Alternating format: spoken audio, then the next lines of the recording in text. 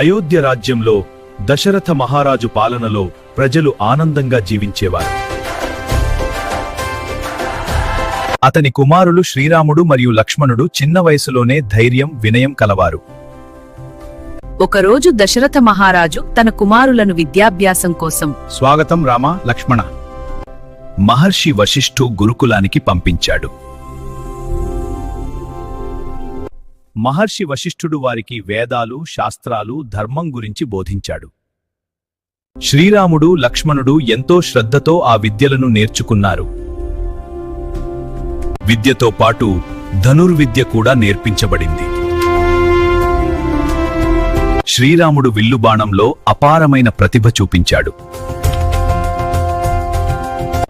లక్ష్మణుడు కూడా తన అన్నను అనుసరిస్తూ శూరవీరుడిగా మారాడు. విద్యాభ్యాసం పూర్తయ్యాక శ్రీరాముడు మరియు లక్ష్మణుని ఆశీర్వదించాడు. వారు భవిష్యత్తులో ధర్మాన్ని కాపాడే మహావీరులవుతారని అన్నాడు. రాజా, మీ కుమారుడు శ్రీరాముడు నా యజ్ఞాన్ని రక్షించడానికి రావాలి. గురువు ఆజ్ఞను గౌరవిస్తూ శ్రీరాముడు మరియు లక్ష్మణుడు మహర్షి విశ్వామిత్రుడితో కలిసి అడవికి వెళ్లారు. అన్నా, మనం సిద్ధంగా ఉన్నామా? అవును, సిద్ధంగా ఉన్నాం. మనం వెళ్దాం. అవును, వెళ్దాం. ఆశ్రమంలో యజ్ఞం ప్రావచ్చి యజ్ఞాన్ని భంగం చేయడానికి ప్రయత్నించారు. తమ్ముడు లక్ష్మణ, ఇటు చూడు. భలే భలే, పర్వాలేదన్నయ్యా. ఓం అగ్నయే స్వాహ, ఓం ఇంద్రాయ స్వాహ. Ready ready.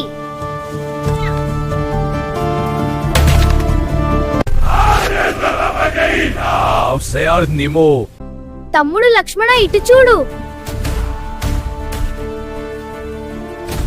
శ్రీరాముడు తన ధైర్యంతో రాక్షసులను ఓడించాడు. లక్ష్మణుడు కూడా తన అన్నకు తోడుగా యుద్ధం చేశాడు. సిద్ధంగా ఉన్నావా? అవును, సిద్ధంగా ఉన్నాను. వెళ్దాం. జై రామ్, జై రామ్. తమ్ముడు లక్ష్మణ, ఇటు చూడు. భలే భలే, పర్వాలేదన్నయ్యా.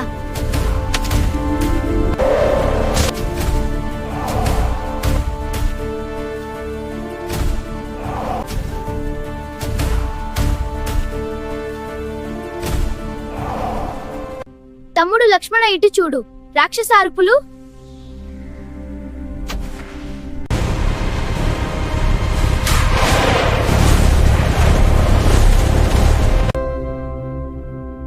ధర్మాన్ని కాపాడే మహావీరులు మీరు. బల మరియు అతిబల మంత్రాలు నేర్పిస్తాను. వీటి వల్ల వారికి అలసట, ఆకలి తక్కువగా ఉంటుంది. ఒకరోజు మహర్షి విశ్వామిత్రుడు శ్రీరాముడు మరియు లక్ష్మణుడిని, రామా, లక్ష్మణ, ఈ అడవి దారి మనకు సవాల్తో కూడుకుని ఉంది. అవును గురువుగారు. ఒక భయంకరమైన అరణ్యానికి తీసుకెళ్లాడు. అక్కడ తాటక అనే ప్రజలను భయపెడుతూ ఉండేది.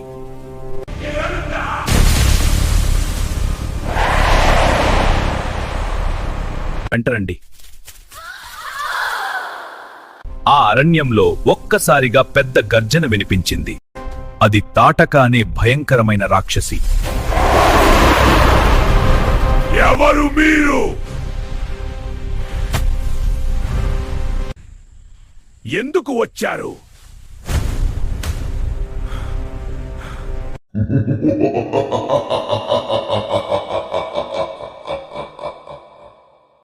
అది తాటక అనే భయంకరమైన రాక్షసి. అది తాటకనే భయంకరమైన రాక్షసి. రామా, ఈ రాక్షసి ప్రజలకు చాలా కష్టమిస్తోంది. ఆమెను సంహరించు. శ్రీరాముడు తన దివ్య బాణాన్ని సంధించాడు. శ్రీరాముడి బాణం తాటకను సంహరించింది. ఆ అరణ్యం మళ్లీ శాంతిగా మారింది. రామా, నువ్వు ధర్మాన్ని కాపాడావు. విశ్వామిత్ర మహర్షి ఆశ్రమంలో పవిత్రమైన యజ్ఞం జరుగుతోంది. కాని రాక్షసులు వచ్చి దాన్ని భంగం చేస్తున్నారు. శ్రీరాముడు మరియు లక్ష్మణుడు యజ్ఞాన్ని కాపాడటానికి సిద్ధంగా నిలబడ్డారు. అచానక మారీచుడు మరియు సుబాహు రాక్షసులు వచ్చి యజ్ఞంపై దాడి చేశారు. శ్రీరాముడు తన దివ్య బాణాన్ని సంధించాడు.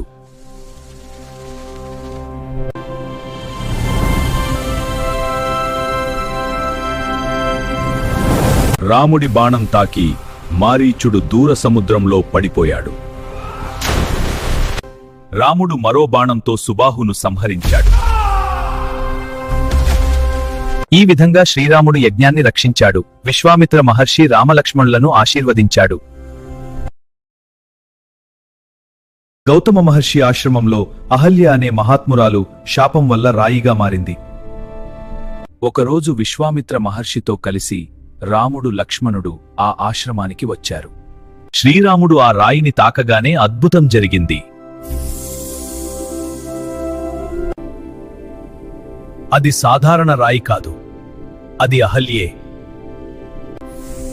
శ్రీరాముడి స్పర్శతో అహల్య శాప విమోచనం పొందింది.